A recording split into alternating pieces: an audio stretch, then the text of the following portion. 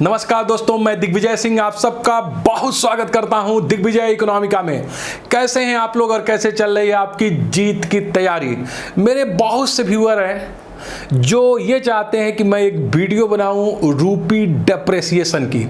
रुपया क्यों गिर रहा है डॉलर के कंपैरिजन में। अगर डॉलर के कंपैरिजन में रुपया गिर रहा है तो उसके कॉजेस क्या हैं, इसका क्या इंपैक्ट पड़ेगा और आरबीआई क्या कर रहा है इसको टैकल करने के लिए। तो पूरा वीडियो इसी के ऊपर आधारित है, तो पूरे वीडियो को बिल्कुल लास्ट तक देखिए। दिग्विजय इकोनॉमिका को अगर अब तक सब्सक्राइब नहीं किया है तो दिग्विजय इकोनॉमिका को सब्सक्राइब करिए, क्योंकि अगर आप चाहते हो इकोनॉमिक रिलेटेड ऑथेंटिक वीडियो देखना, अगर आप चाहते हो कि कॉन्सेप्ट सीखना, तो आपको मेरे प्लेटफॉर्म पे आना पड़ेगा। अगर आप चाहते हो कि एक लाइन की चीजें देखी जाएं, कोई चीजें आपको पढ़ के सुनाए, तो आप कहीं भी जा सकते हैं। तो इकोनॉमिक्स का मतलब दिग्विजय इकोनॉमिका। आइए देखते हैं रूपी डिप्रिसिएशन होता क्या है। रूपी डिप्रिसिएशन को समझने के लिए दो चीज आप समझ लो। Exchange rate. एक्सचेंज रेट का मतलब है कि एक इंटरनेशनल एक्सेप्टेड करेंसी की प्राइस आपके डोमेस्टिक करेंसी में क्या है। जैसे जब मैं कहता हूं कि $1 इक्वल टू 80 रुपीज, तो ये अमेरिका के डॉलर और इंडिया के रुपए के बीच एक्सचेंज रेट है। ये एक्सचेंज रेट दोस्तों हो सकता है फिक्स्ड एक्सचेंज रेट या फिर हो सकता है फ्लेक्सिबल। अगर ये फिक्स एक्सचेंज रेट है तो $1 इज 80 रुपीज हमेशा यही बना रहेगा। अगर ये फ्लेक्सिबल है तो ये मार्केट फोर्स के ऊपर है। मार्केट इस एक्सचेंज रेट को घटा बढ़ा सकता है। ये डिपेंड करेगा demand and supply of foreign exchange in your economy. आपकी इकोनॉमी में विदेशी मुद्रा की मांग कितनी है और इसकी पूर्ति कितनी है। दोस्तों, अगर आप करेंसी के डिप्रिसिएशन की बात करोगे, जहां फिक्स एक्सचेंज रेट रिजीम है वहां डिप्रिसिएशन नहीं होगा मार्केट के द्वारा। लाइक एग्जांपल आप देखोगे इंडिया और नेपाल की करेंसी के बीच इस तरह का कोई डिप्रिसिएशन नहीं हुआ। चाइना अपने करेंसी को पिक करके रखा है, फिक्स करके रखा है, तो उस तरह का डिप्रिसिएशन आपको नहीं मिलेगा।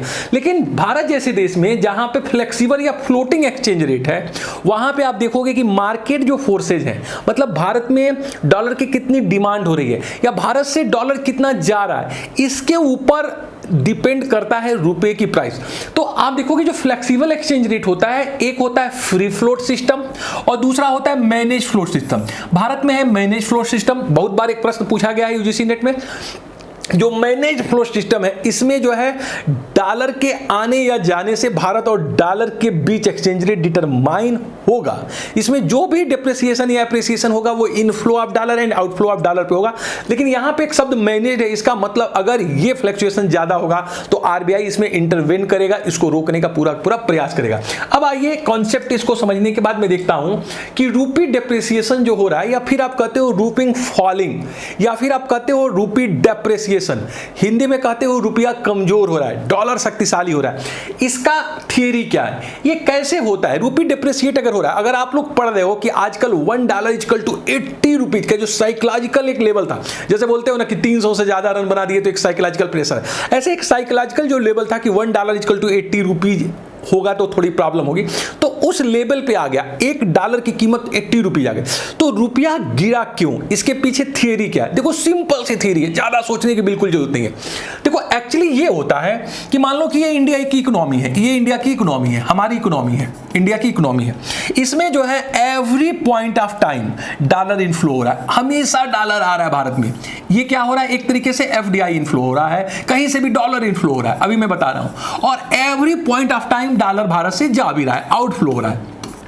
एक्चुअली ये आप देखो कि भारत में डॉलर ज्यादा आ रहा है कि ज्यादा डॉलर जा रहा है। अगर भारत में डॉलर की इनफ्लो ज्यादा हो रही है और आउटफ्लो कम हो रही है, अगर इनफ्लो ज्यादा होगी और आउटफ्लो कम होगी, ज्यादा डॉलर आ रहा है जा कम रहा है, तो हमारे पास स्टॉक ऑफ डॉलर बढ़ेगा, और जितना स्टॉक ऑफ डॉलर बढ़ेगा वो रुपया स्ट्रांग होगा। एक छोटा सा नियम है, जो ज्यादा है वो सस्ता है, जो कम है वो प्रेसियस है। यही नियम लागू होता है। जब जाड़े में धनिया की पत्ती बहुत ज्यादा होती है, सस्ती होती है, और आजकल धनिया की पत्ती बहुत महंगी, जो ज्यादा है वो सस्ता है। जब बहुत ज्यादा डॉलर आया और डॉलर भारत से गया कम, तो भारत में डॉलर ज्यादा हो गया। डॉलर ज्यादा होने से डॉलर क्या होगा, डेप्रिसिएट और रूपी अप्रिसिएट। उल्टा, अगर भारत में इनफ्लो कम हो और आउटफ्लो ज्यादा हो जाए तो डॉलर हो जाएगा कम। जब डॉलर कम हो जाएगा तो डॉलर महंगा, रुपया सस्ता।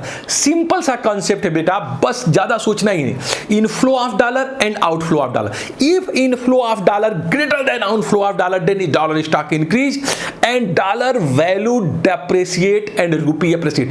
These concepts are relative concept. If dollar depreciate, then rupee appreciate. If rupee depreciate, means dollar appreciation. This is a relative concept. बस इतना देखो कि भारत में कुछ इस समय कारण ऐसे हो रहे होंगे कि भारत में डॉलर आ कम रहा होगा, भारत से डॉलर जा ज्यादा रहा होगा। जितना ज्यादा डॉलर जाएगा उतना आपका जो डॉलर का स्टॉक है वो कम होगा। डॉलर का स्टॉक है भारत में कम होगा। और नियम मैंने क्या कहा कि जो कम है वो महंगा है। इसका मतलब डॉलर एप्रिसिएट करेगा, डॉलर का मूल्य बढ़ेगा, और रूपी डेप्रिसिएट, रूपी क्या होगा, सस्ता होगा। जैसे $1 इक्वल टू 70 रुपया था, लेकिन इस कारण से जब डॉलर भारत में आ कम रहा है, जा ज्यादा रहा है, तो $1 बराबर ये 80 के पार आ गया। तो कहने का मतलब आजकल कुछ ऐसी चीजें हो रही होंगी कि भारत से डॉलर ज्यादा जा रहा होगा, चाहे वो FDI के माध्यम से जाए, FPI के माध्यम से जाए, या हम ज्यादा इंपोर्ट कर लें। कुछ हम लोग ऐसा कर रहे होंगे कि भारत से डॉलर ज्यादा जा रहा होगा, आ कम रहा होगा, इसीलिए डॉलर महंगा हो रहा है। तो बहुत ही छोटा सा कंसेप्ट है, रूपी डेप्रिसिएट, रूपी फॉलिंग। रुपया की कीमत, रुपया कमजोर होना तब होगा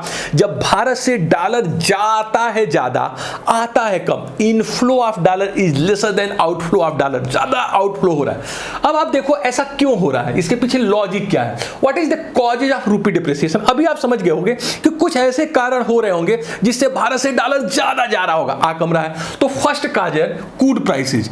पहला जो कारण है क्रूड प्राइस। अभी आपने देखा कि इंटरनेशनल लेवल पे क्रूड प्राइसेस बहुत बढ़ गया और भारत क्रूड का बहुत बड़ा इंपोर्टर है। तो भारत ने क्रूड ऑयल का, डीजल, पेट्रोलियम का बहुत ज्यादा इंपोर्ट किया। जितना ज्यादा इंपोर्ट करोगे उतना ज्यादा डॉलर जाएगा, क्योंकि भारत अपने टोटल क्रूड का 70% इंपोर्ट करता है। सोचो इतनी बड़ी इकोनॉमी है, 70% इंपोर्ट, तो कुल मिला जुला के बहुत ज्यादा डॉलर आपने एक्सपेंस किया। तो इसका मतलब क्या हुआ, क्रूड प्राइसेज बढ़ने की वजह से मेरे वहां से डॉलर का आउटफ्लो ज्यादा हुआ, और जितना डॉलर जाएगा उतना डॉलर महंगा होगा और रुपया सस्ता होगा।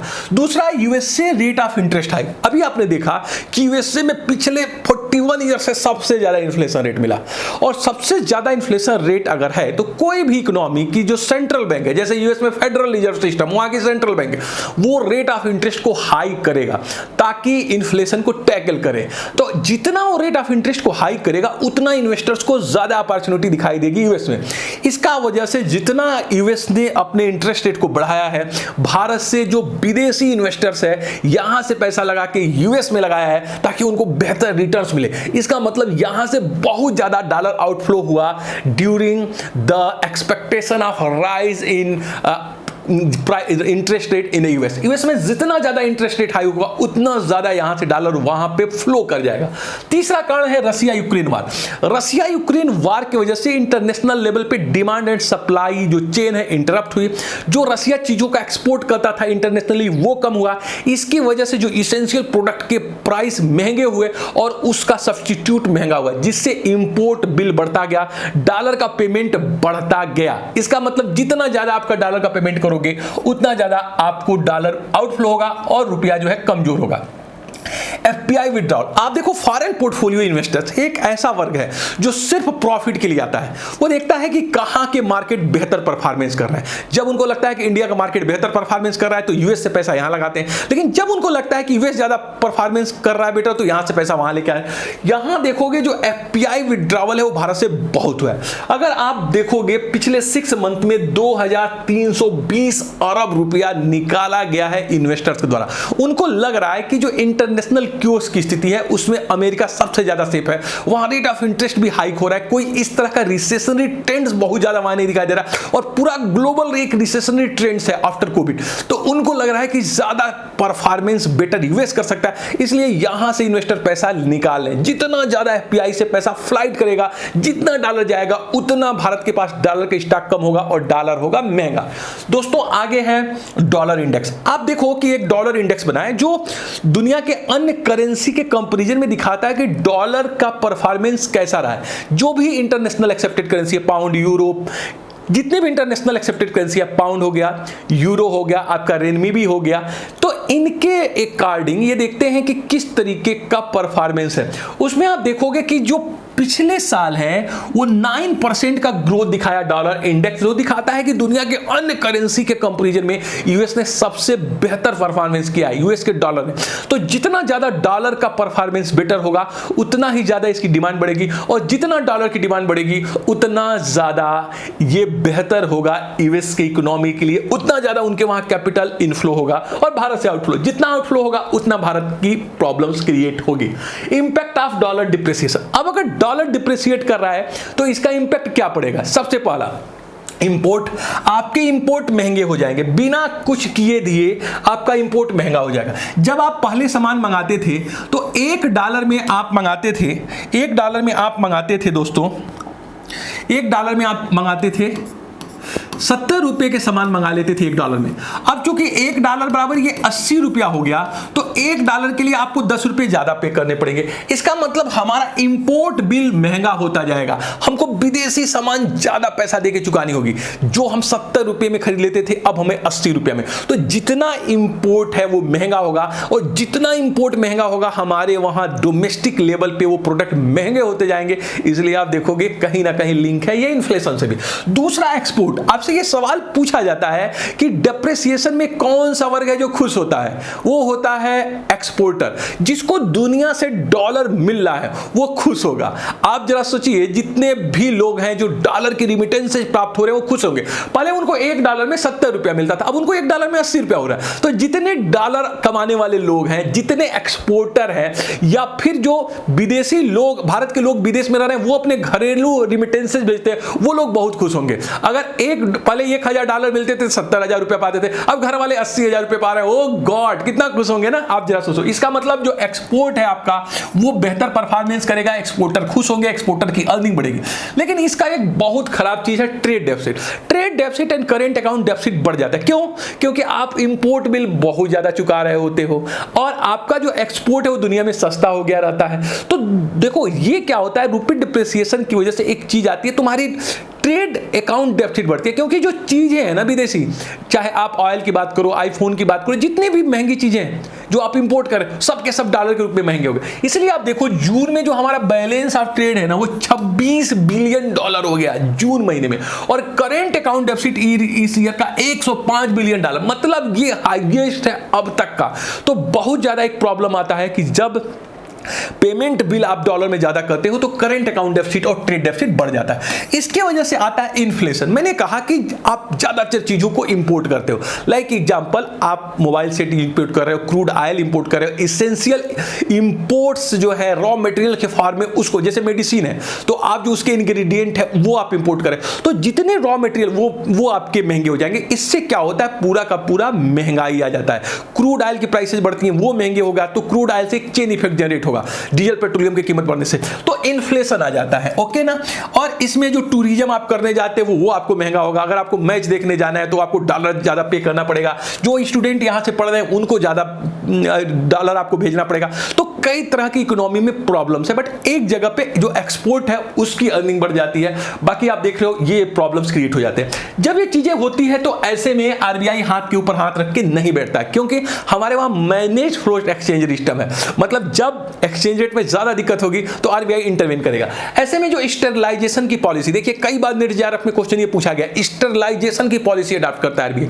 वो क्या करता है, जब वो देखता है कि डॉलर कम हो रहे हैं तो अपने स्टॉक से डॉलर सेल करता है ताकि डॉलर को बढ़ाया जाए। मैंने क्या कहा, जो चीजें ज्यादा है वो सस्ती होगी, जो कम है वो महंगी होगी। तो अपने एक्सचेंज से डॉलर निकाल के ओपन मार्केट में सेल करेगा आरबीआई, जिससे डॉलर का भारत में स्टॉक बढ़े। लेकिन डॉलर, इसको बोलते हैं RBI selling US dollar in open market out of its forex. तो जो आरबीआई के पास फॉरेन एक्सचेंज रिजर्व है उसमें से वो ओपन मार्केट में डॉलर को सेल करेगा ताकि डॉलर की सप्लाई बढ़ाया जाए और डॉलर की कीमतें कम हो और रुपये की बढ़े, तो इसको बोलते हैं स्टेबलाइजेशन की पॉलिसी। तो फॉरेक्स रिजर्व में लेकिन उसकी कमी आ जाएगी। अभी आपने देखा कि जो 642 बिलियन डॉलर हो गए थे फॉरेन एक्सचेंज रिजर्व, वो घट के 597 बिलियन डॉलर है। इसका कारण था कि आरबीआई ने अपने स्टॉक से डॉलर निकाला और ओपन मार्केट में सेल किया। दोस्तों यहां पे एक चीज मैं बता रहा हूं कि अगर इसका उल्टा हो जाए, स्टेबलाइजेशन पॉलिसी दोनों तरह से काम करती है। तो अगर भारत में डॉलर बहुत ज्यादा आ जाए और डॉलर डिप्रिशिएट करने लगे और रुपये अप्रिशिएट, तो ऐसे में वो ओपन मार्केट से डॉलर खरीदता है और अपने स्टॉक को बढ़ाता है। तो दो चीजें होती हैं, जब उसको लगता है कि डॉलर महंगा हो रहा है तो डॉलर को सेल करता है ताकि उसकी स्टॉक बढ़ा दे, और जब उसको लगता है कि जो डॉलर जो है डिप्रिशिएट कर रहा है तो अपने स्टॉक से डॉलर को क्या करता है, सेल करता है। तो सेल एंड परचेज दो चीज हो गई। ऐसे में आरबीआई क्या कर रहा है, इसमें डॉलर को ओपन मार्केट में सेल कर रहा है ताकि उसके जो है आपूर्ति को बढ़ाया जाए, और जब देखेगा कि बहुत ज्यादा डॉलर आ गया तो परचेज की पॉलिसी अपनाएगा जिससे कि कम डॉलर रखें और डॉलर के कीमतों को बढ़ाएं। तो इसी को बोलते हैं आरबीआई की स्टेबलाइजेशन पॉलिसी। आप समझ सकते हैं कि ये चीजें क्या हो रही है। तो एक छोटा सा वीडियो मैंने बताने का एक कॉन्सेप्चुअल प्रयास किया, कॉन्सेप्चुअल टॉक में, कि आप समझ सको कि क्या चल रहा है। सब कुछ अच्छा ही होगा। टाइम मेरे पास है कम, तो चलते हैं हम, और आप अपना बहुत ख्याल रखिए और पूरा करिए अच्छा करने का प्रयास। जितनी भी क्षमताएं हैं उसको लगा दीजिए। जीवन एक बार मिला है, कुछ अच्छा करिए, कुछ बड़ा करिए, कुछ करके दिखाओ, कुछ बन के दिखाओ। Thank you so much for watching Digvijay Economica. God bless you dear friend.